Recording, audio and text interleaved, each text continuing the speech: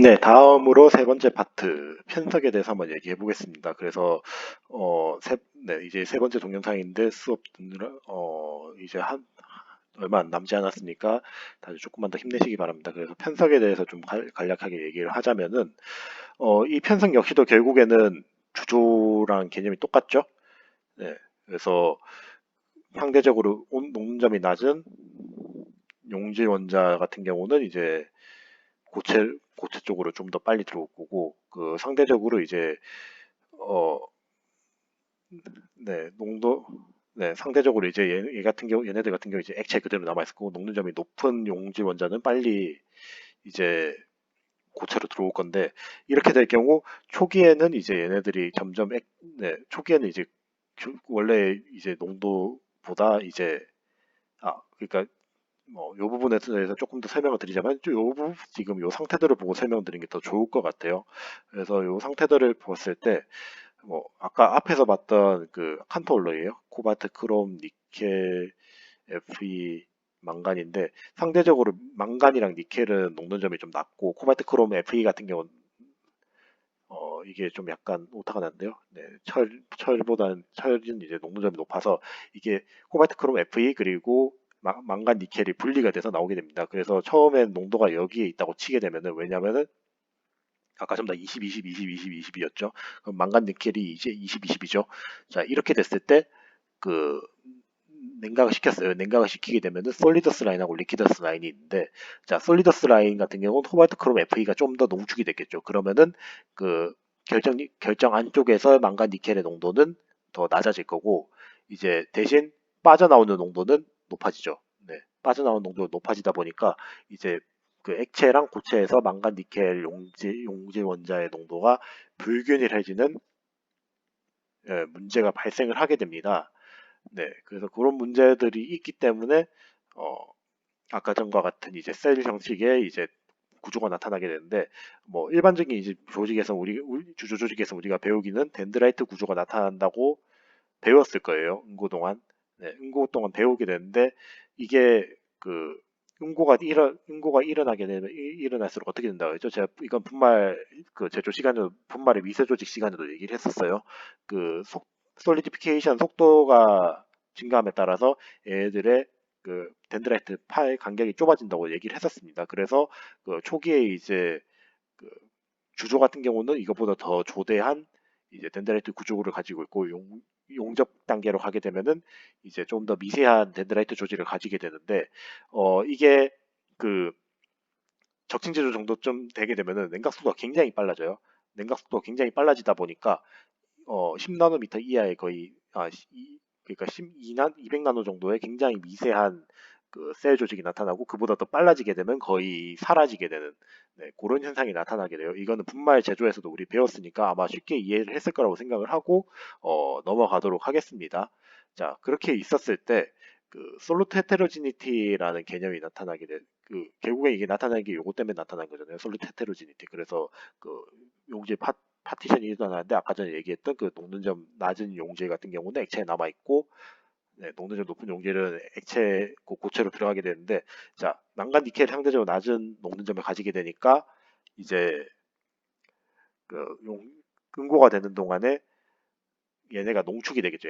액체에 농축이 되고, 이 농축된 것 때문에 이제 덴드라이트 암의 망간 니켈 농도가 상당히 높아집니다. 그래서 칸토 합금 같은 경우는 나중에 뒤에서도 설명을 드리겠지만은, 이제 망간 니켈 형태의 셀 구조가 망간 니켈이 집중된 셀 구조가 이런 식으로 이제 형성이 된 거를 볼 수 있어요. 그래서 요거는 제가 뒤에서 추가적으로 설명을 드리겠고, 그리고 솔루트 헤테로지니티는 기본적으로 그 합금의 조성에 상당히 의존합니다. 그래서 그 만약에 망간 니켈 같이 극단적으로 온도 차이가 적은 재료들 같으면은 저런 게 상대적으로 좀 덜 나타날 수도 있고, 그보다 더 심하게 나타날 수도 있어요. 특히나 연력학 시간에서 스피노다의 분해에 대해서 혹시 들어봤는지 잘 모르겠는데, 이런 스피노다 분해가 일어나는 그 조성, 그러니까 Fe 굴이라든지 Fe 크롬 같은 경우는 그러니까 냉각이 되면서 얘네들이 그 상분리가 또 일어나가지고 내부에 엄청나게 많은 석출물이라든지 2차상을 형성시킬 수 있는 그런 조성들도 있어요. 그래서 요런 상분리라든지 편석 같은 경우는 조성에 의해서 의존하게 된다라는 거를 알아뒀으면 좋겠습니다. 자, 하여튼 이런 식으로 이제 만들게 되면 최종적으로 그, 자, 앞에서 배웠던 내용들 쭉 봐요. 네. 잔류력도 되게 높고, 전이밀도도 되게 높고, 그리고 편석도 있고, 네, 그리고 석출물까지 있죠. 그러면은 이 모든 게 합쳐져가지고, 네, 비, 네, 불균일합니다. 네, 불균일 미세 조직이 네, 형성이 됩니다. 네, 불균일 미세 조직이 형성이 되는데, 이 불균일 미세 조직이 형성되게 되면서 되게 되는데 이 조직이 형성이 되면은 일반적인 그 미세 조직과는 전혀 다른 미세 조직이 나와요. 뭐 그 예를 들기 위해서 한 두 가지 정도 재료를 갖고 왔는데 첫 번째가 바로 316N 스테인리스 스틸이에요. 아마 제일 많이 쓰는 그 오스테나이트계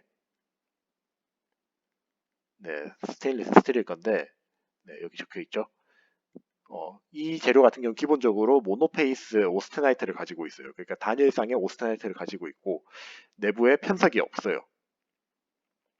편석이 없는 그런 강제인데 평형 조직에서는 근데 이제 적층제조에 의해서 냉각 속도가 엄청 확 빨라지게 되면은 이제 크롬이라든지 망간 같은 녀석들이 이제 편석으로 나타나게 되고 이제 전이 셀 구조 역시 형성이 돼요. 그래서 이 밑에 그림을 보게 되면은 어, 여기는 몰리브덴인데 망간이 아니구나. 네, 몰리브덴입니다. 그래서 크롬이라든지 몰리브덴이 보게 되면은 네, 이런 식으로 이제 셀 구조에 잔류하는 것을 확인할 수 있고 네, 잔류하는 걸 확인할 수 있고 네, 그리고 또 내부에 보게 되면은 이제 산화물에 산소가 잔존하게 돼가지고 이제 산소라든지 탄소와 이제 석출물을 형성하는 네, 그런 것들을 볼 수 있어요. 실제로 여기 보면 이게 다 석출물이거든요. 이런 식으로 이제 석출물들이 이제 다수 형성되는 그런 구조를 가지고 있습니다. 자, 그래서 전체적인 조직을 보게 되면은 이게 컨벤셔널 조직이고 이게 적신제조 조직인데 조직 자체가 완전히 다르죠. 똑같은 조성을 가지고 있음에도 불구하고 그래서 이런 큰 차이가 한다는 거를 첫 번째로 이해를 해야 되고 두 번째로 이제 하이엔트로필로이라고 해서 아까 전에 얘기했던 그 칸토일로이 시리즈예요. 그 칸토일로이 같은 경우도 기본적으로 얘네들은 이제 섞여 있는 그 믹싱 엔트로피에 의해서 이제 높은 불규칙성을 보여요. 그러니까 높은 델타 S를 가지면은 이제 우리가 그 혼합된 재료의 기스프리 에너지가 델타 H-T 델타 S죠. 그럼 이 델타 S가 커지게 되면 전체적인 델타 G는 어떻게 돼요? 낮아지게 되죠. 그 말인즉슨 혼합되는 게 더 선호가 되게 됩니다. 네. 혼합되는 게 더 선호가 되다 보니까 더 다양한 원소들이 이제 조합이 되면서 더 단일상이 더 안정해지는 굉장히 특이한 결과가 나와서 실제로 이런 식으로 균일한 분포, 네, 랜덤한 분포를 보이게 되는데, 자, 원래 이런 재료들 같은 경우는, 네, 이 재료 같은 경우도 이제 그 평형 상태에서는 이제 오스테나이트 구조를 가지면서도 이제 편석이 없어요.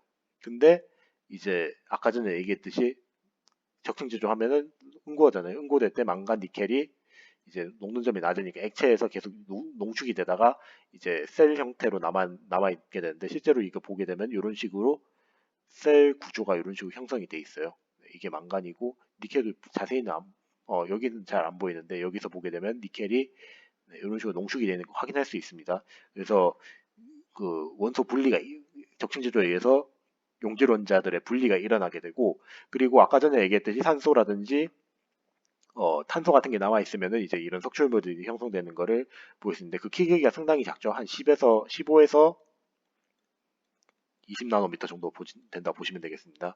그래서 이 녀석도 이제 조직이 원래 평형 조직하고는 완전 다른 조직이 나타나는 것을 알 수 있어요. 그래서 이런 식으로 이제 재료들이 좀 극단적인 변형을 가기 때문에 결국 어떻게 되냐면요.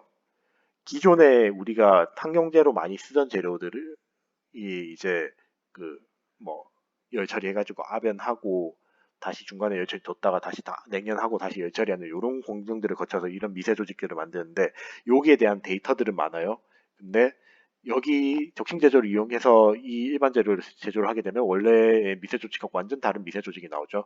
그래서 여기에 대한 데이터들은 거의 없다고 보면 됩니다.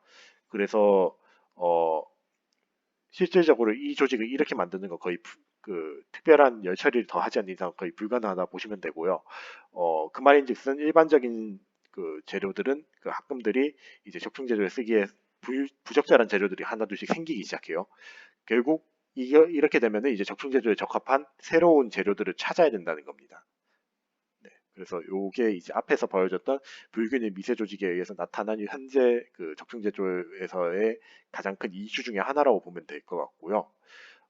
그것 때문에 이제 실제 재료 개발을 실시를 하게 되는데, 뭐 재료 개발 과정 같은 경우는 크게 6단계로 나눌 수 있어요. 첫 번째로 이제 뭐 대략적으로 우리가 원하는 합금들이 있잖아요. 만약에 마레이징강을 만든다고 하면은 마르텐 사이트가 잘 형성되고 이제 석출물 잘 형성되는 그런 재료들을 만들어야 될 건데, 그 적절한 이제 어플리케이션에 대한 이제 합금 설계 후보군을 먼저 만드는데, 이거를 이론적으로 좀 약간 계산을 할 수 있는 방법이 있어요. 뭐 지금 사실 학부 레벨이니까 자세히 디테일한 부분까지 가지는 않도록 하겠습니다. 그래서 이런 식으로 이제 합금 설계를 먼저 하고, 그 다음에 그 합금 설계에 대응해서 이제 분말을 만들 수 있겠죠. 그 분말이 과연 적층 제조에 쓰일 수 있는지에 대해서 한 번 더 알아봐야 되고, 네, 그렇게 되면 이제 적층 제조에 쓰일 수 있는 합금분들이 막 도출이 되겠죠. 이런 합금분들만 선택을 해서 실제 공정을 진행을 하게 됩니다.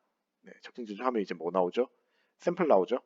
네, 샘플들이 이제 그 미세 조직 보고 이제 인장 땡기고 뭐 기계적 특성 미세 조직 분석 다 데이터를 보고 이 데이터들을 이용해 가지고 최적화를 할 수 있겠죠. 네.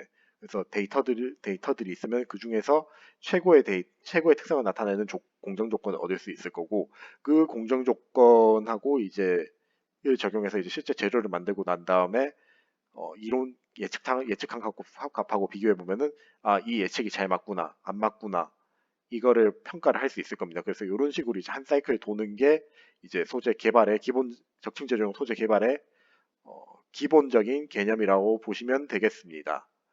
자, 이런 식으로 이제 하게 되면 굉장히 간단해 보이죠. 근데 실제로 어, 특히나 이제 지금 이제 분말 재료의 적층 제조 공정 관련된 시간이니까 적층 제조 공정에 대한 관점에 대해서 좀 더 보게 되면요.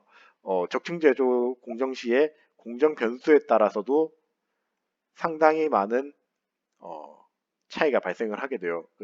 뭐 여러 가지 예를 들자면 첫 번째로 이제 어떤 분말을 선택하냐에 따라서도 차이가 발생할 수 있고, 그리고 어떤 공정을 선택하냐에 따라서도 이제 차이가 발생을 할 수 있어요. 우선 첫 번째로 분말에 대해서 보게 되면은 아까 전에 얘기했지만 DED 같은 경우는 순금속 분말도 혼합해서 쓸 수 있다고 했습니다. 그래서 혼합 분말 쓸 수 있고 아니면 미리 합금을 친 분말을 쓸 수도 있어요. 각각의 분말에는 장단점이 당연히 존재를 하겠죠. 우선 혼합 분말 같은 경우는 이제 서로 이제 분말도 섞어서 쓰는 거다 보니까 이제 합금 분말처럼 이제 합금을 만들어 가지고 분사법해서 하는 게 아니다 보니 좀 만들기 쉽다는 장점이 있고, 그리고 얘 같은 경우는 합금을 잘못 만들면 다시 이제 합금 녹여 가지고 다시 만들어야 돼요. 그래서 뭐 분말 제조하는데 들어가는 노력이 상당히 많이 들어갑니다. 그리고 그런 반면에 합금 분말 같은 경우는 그냥 그 격층 제조할 때 피드레이트 조절하면은 원하는 조성으로 제어를 할 수 있어요. 그래서 그 여러 가지 조성을 테스트를 할 때는 믹스드 분말 이용해서 쓰는 공정을 하는 게 조금 더 유리한다는 특징이 있습니다. 단 이런 식으로 돼 있으면 기본적으로 합금화가 안 돼 있죠. 얘네들은 합금화가 안 된 상태에서 녹여가지고 붙여야 돼요. 자, 에너지 밀도가 충분한 상태에서 완전 다 녹으면 괜찮아요. 근데 만약에 안 녹으면 어떻게 될까요? 안 녹게 되면은 이제 불완전 용량에 의해서 그 순금속 분말이 그대로 남아 있어가지고 균일한 조성 분포를 못 가지게 됩니다. 네, 그래서 이런 단점이 존재하는 반면에 대신 합금 분말을 만들기 겁나 어렵고, 그리고 조성 제어하기 정말 힘든데 한 번 만들고 나면은 최소한 얘가 뭐 덜 녹는다고 해가지고 이 조성이 완전 틀어지거나 하진 않겠죠. 그럴 확률이 낮기 때문에 이제 그 적층질을 할 때 조성 제어에 있어서는 좀 이쪽이 더 유리한 면이 있어요. 자, 이렇게 얘기를 하면은 한 가지 그 생각이 떠오르겠죠. 그러면은 처음에 이제 합금 조성을 만들 때는 좀 섞은 거 쓰다가 그럼 그 첫 섞은 거 조성해서 제일 좋은 놈을 합금 조성 만들면 되겠나라는 이런 견적들이 나올 겁니다. 그래서 실제로 이런 식으로 이제 연구를 한 사례가 많고요. 믹스 파우더에서 이제 레피드 프로타이핑을 먼저 해가지고 이제 합금들을 쭉 만든 다음에 최적의 합금 후보군에 대해서 합금 분말을 만들어서 제품을 만든다고 보시면 되겠습니다. 그래서 이런 기본적인 과정에 대해서 알아두셨으면 좋겠고, 두 번째로 이제 그 합금 적용하는 공정에 따라서도 특징이 바뀔 거예요. 그 적정 제조 공정 특징에 대해서는 아까 전에 얘기를 했으니까 좀 생략을 하고, 어, 대체적으로 SLM하고 DED를 비교했을 때 어떤 쪽이 에너지 밀도가 좀 더 높다 했죠? 에너지가 더 많이 들어간다 했죠? 아무래도 DED가 더 많이 들어가다 보니까 믹스드 파우더를 쓸 때는 요 공정은 좀 약간 유리한데 요 공정은 조금 어려운 그런 측면이 있어요. 네, 그렇다고 아예 안 되는 건 아닌데 상대적으로 이쪽이 믹스드 분말 쓰기에는 조금 더 유리하다라고 알아주시면 되겠습니다. 그래서 요약을 드리자면은 이제 초기 분말 종류랑 그리고 선택되는 공정에 따라서 이제 제품의 특성이 바뀔 수 있다는 거고, 두 번째로 이런 적층 제조 공정을 만약에 똑같은 공정을 선택을 했어요. 똑같은 공정 선택했는데 그 안에서도 상당히 다양한 변수가 많죠. 그 아까 전에 뭐 있었죠? 레이저 파워 있었고, 그리고 스캔 스캔 속도, 네, 스캔 속도 그리고 그, 그 디렉션, 그러니까 레이저가 어떻게 움직였는데 이런 게 영향을 미칠 거예요. 요 세 가지 요소가 있는데 첫 번째로 이제 레이저 디렉션에 대해서 영향을 한번 볼게요. 자, 레이저 디렉션이 크게 한 세 가지 정도의 패턴이 있어요. 이런 식으로 한 방향으로 쭉 가는 패턴이 있고, 그 스트라이프 패턴이라고 해가지고 한 네모 안에서 이걸 쪼개가지고 같은 방향으로 하는 패턴이 있고, 그리고 체스보드 패턴이라고 해서 특정 패턴을 이제 나눠가지고 만드는 패턴이 있습니다. 그래서 각각의 패턴에 대해서 좀 설명을 드릴게요.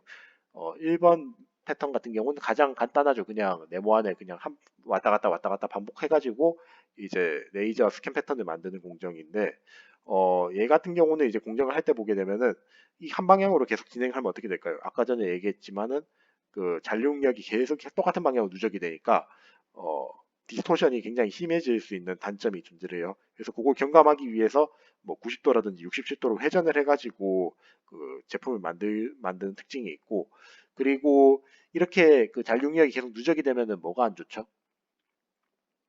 제품 커지면은 아까 전에 어떻게 된다 했어요? 뒤틀림 발생하거나 그 크랙 발생할 수 있다고 했습니다. 그래서 그런 문제들 때문에 제품 크기 키우는 데는 좀 한계가 있어요. 자, 두 번째로 이제 스트라이프 패턴이라고 해가지고 아까 전보다 이제 좀 짧게 계속 왕복해가지고 제품을 만드는 건데, 어, 잔륙력도 상대적으로 좀 낮고, 그리고 얘보다 공정이 좀 빠르니까 이제 얘보다 이제 뒤틀림이 좀 적으니까 이제 좀 큰 제품을 만들 수 있고, 좀 공정 속도 역시 좀 적당히 해요.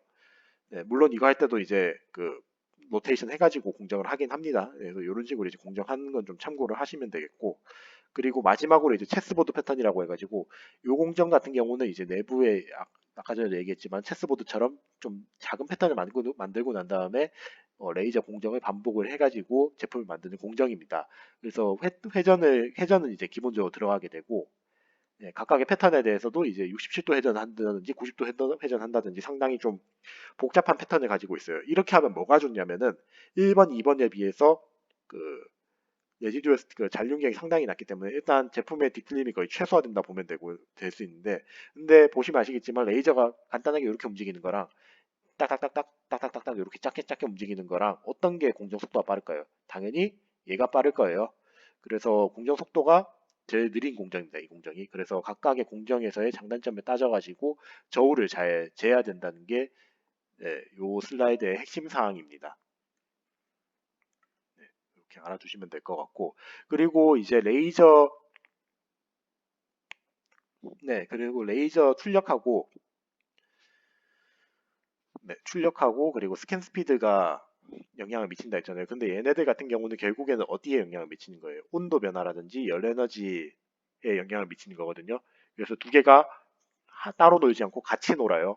그래서 그거를 좀 정량적으로 설명할 수 있는 개념이 있어요. 이게 바로 이제 에너지 덴시티인데, 이 에너지 덴시티라는 개념이 뭐냐면요. 단위 부피당 가해지는 전체 에너지 양이에요.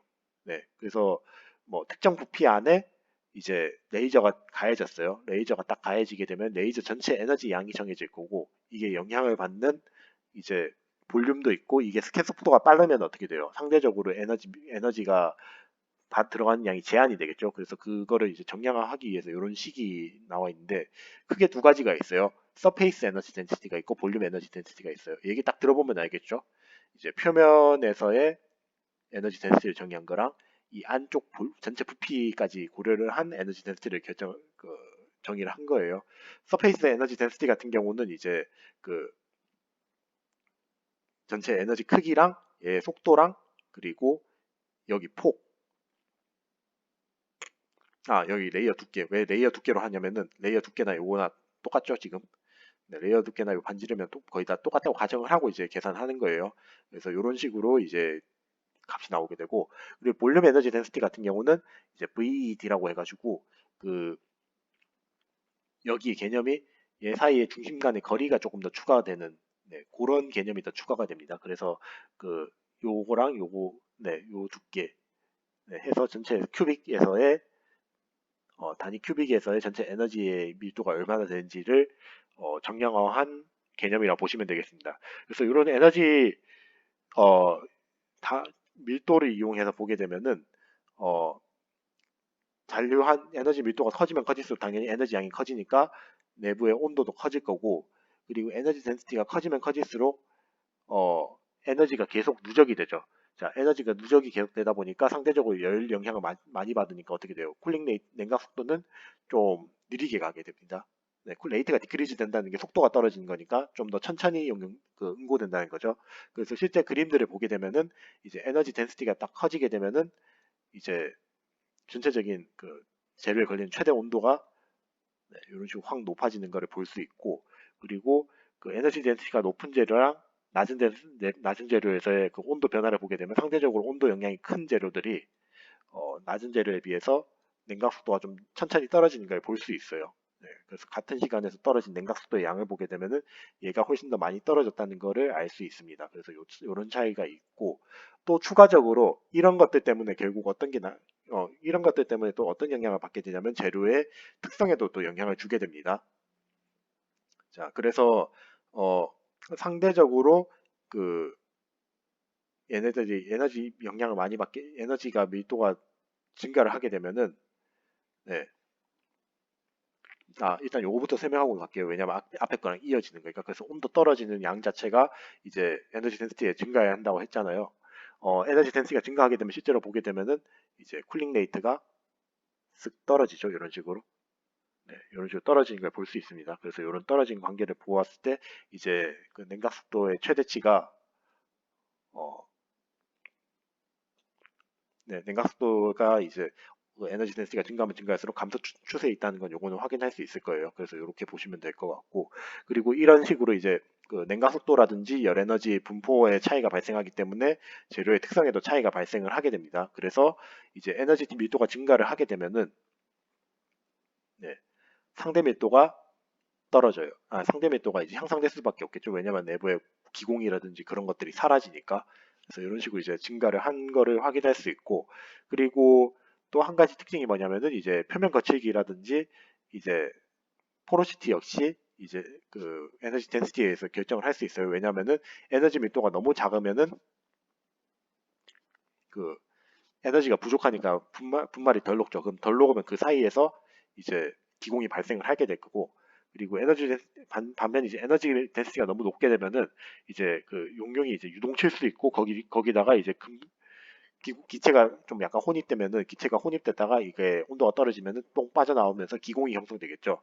네, 그런 식으로의 좀 약간 문제가 생길 수 있기 때문에 이 역시도 좀 적절한 에너지 밀도에서 네, 가장 낮은 포러시티를 얻을 수 있고, 서페이스 러프니스도 마찬가지예요. 똑같은 문제로 레고 퓨전이랑 베이퍼라이제이션 때문에 포어가 생기면은 당연히 서페이스 러프니스 증가할 거니까 포어랑 서페이스 러프니스는 항상 똑같은 관계를 보이고 있다는 걸 볼 수 있고, 실제로 이제 적층 제조한 재료들 보게 되면은 상대적으로 이제 에너지 밀도가 높은 재료에서 이런 표면에서의 기공량이 줄어드는 걸 눈으로 봐도 알 수 있어요. 이게 좀 상대적으로 에너지가 낮은 거고, 여기 에너지가 중간 거, 에너지가 큰 건데 에너지가 큰 게 좀 제일 샘플이 매끈하죠. 네, 이런 차이를 볼 수 있습니다. 실험적으로도. 자, 그래서 이제 그 적층 제조 공정을 했을 때 여러 가지 특징을 보았는데요. 어, 가장 큰 특징이 뭐죠? 이제 온도가 엄청 높아졌다 순간적으로 이제 떨어지고 열이 계속 반복되다 보니까 평형 미세 조직이 아니라 비평형 미세 조직이 나타날 수 있다는 거고, 이것 때문에 이제 조직 자체가 주조라든지 이제 용접 조직하고 비슷한 형태의 조직이 나타나게 되고, 그리고 그때 그 열이 계속 반복적으로 이제 형성이 되니까 열력에 의해서 잔류력이 형성돼서 이제 이것 때문에 그 재료가 이제 뒤틀리거나 깨질 크랙이 발생할 수 있다고 했습니다. 그리고 그 다음으로 편석이 이제 용질 원소가 있는 합금 원소에서 나타날 수 있고요. 그리고 그 녹는 점이 빨라지면 어떻게 된다 했어요? 열적인 효과에 의해서 전이가 많이 형성될 수 있다고 했어요. 그래서 그 원인에 대해서는 알아두세요. 그래서 요 세 가지의 그 미세조직학적 특징이 발생을 하게 되는 걸 알 수 있어요. 그리고 이런 조직들 때문에 결국에는 신합금 개발이 필요한데 그 기존 재료에 비해서 이제 신합금에서의 그 특성이 발생을 하게 되는데, 그 신합금 개발에 있어서 영향을 미치는 공정 변수들이 분말, 레이저 스캔 속도, 에너지 덴시티, 레이저 스캔 방향, 네, 죄송합니다. 방향이랑 에너지 밀도, 요 세 가지의 요소가 가장 큰 요소예요. 그래서 각각의 요소에 대해서 제가 상세하게 설명을 드렸었습니다. 네, 그래서 이렇게 크게 두 가지 관점에 대해서 보시면 될 것 같고요. 자, 그러면 이제 마지막으로 이제 분말합금 적용에 대한 내용을 설명을 드려야 되는데, 해당 내용 같은 경우는 또 마지막 영상을 끊어서 설명을 드리도록 하겠습니다. 네, 감사합니다.